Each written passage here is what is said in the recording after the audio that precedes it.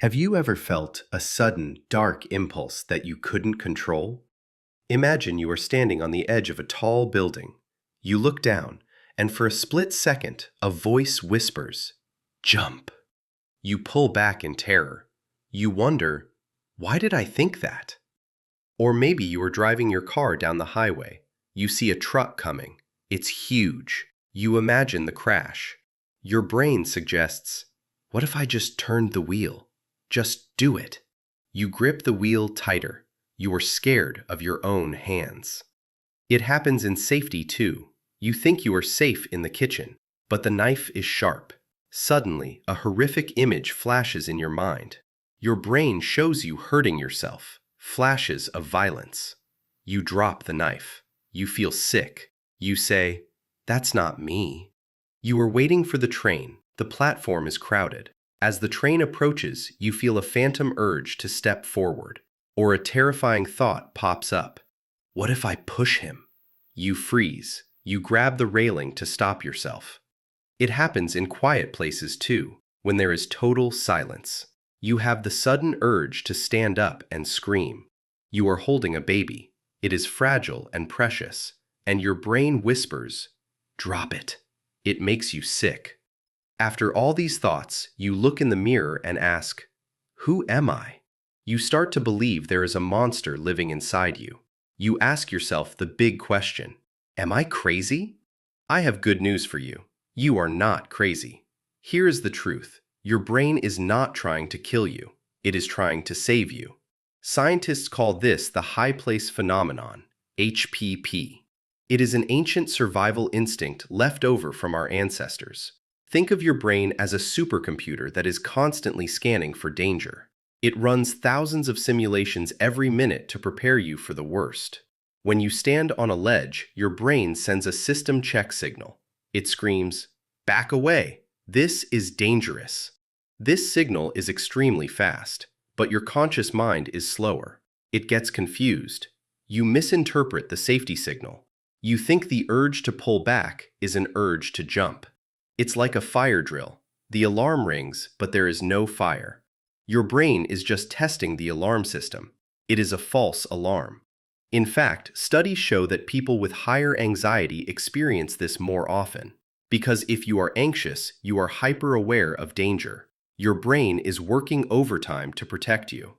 So when you think, "Push him," it's not a wish. It's just a random thought. The thought is not reality. It is just noise. The most important thing to know is you are in control. You have had these thoughts 1,000 times, but you have taken zero action. The only thing trapping you is the fear of the thought itself. Once you understand the science, the monster starts to shrink. You realize it's just a biological glitch. You can just breathe through it. You don't need to fight it. You just need to ignore it. But there is a trap, a mistake that makes it worse. Most people make this one mistake that turns the thought into an obsession. Let me show you how to avoid the white bear. Let's play a game. For the next 10 seconds, I want you to do one thing. Do not think about a white bear. You can think of anything else, just not the bear. What happened?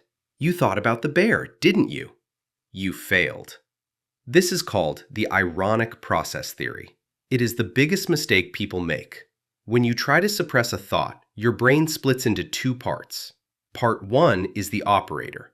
It tries to find other things to think about. Part 2 is the monitor. Its only job is to check if you are thinking about the forbidden thing. To check for the thought, the monitor has to keep bringing the thought back. It's like holding a beach ball underwater. The harder you push it down, the higher it explodes up. By fighting the intrusive thought, you are actually feeding it. You create a loop. The fear creates the thought. You fight the thought, you create more fear. This is how a simple random thought turns into a dark obsession. Your brain loves the forbidden. If you say, "Don't do it," your brain hears, "Do it." The pressure builds up. You start to feel like you are losing control. You start to doubt your own character. You think, "Why can't I stop this?" You are zooming in on a tiny glitch, making it look like a disaster. Then comes the guilt. You feel guilty for something you haven't even done. You become your own judge. But the trial is unfair. You scream inside your head, "Stop it! Go away!" But the monster doesn't leave. It just laughs. Because you are giving it attention. Fighting your own mind is a war you cannot win. You will be exhausted. So, what is the solution? You have to drop the weapon. You have to stop fighting. You have to do the opposite of what you think. Let me show you how to finally find peace. So how do you stop the torture? You have to surrender. Stop fighting the thoughts. Let them come and let them pass. Imagine your thoughts are just clouds in the sky. Some are white, some are dark. You just watch them. You don't grab them. Think of yourself as a bus driver. The intrusive thoughts are just noisy passengers. They can scream and shout all they want, but you control where the bus goes. When a scary thought comes, just say, "That was weird. So what?" Realize that a thought without action is weightless. It means nothing. In fact, having these scary thoughts proves that you are a good person. You only fear hurting others because you love them so much.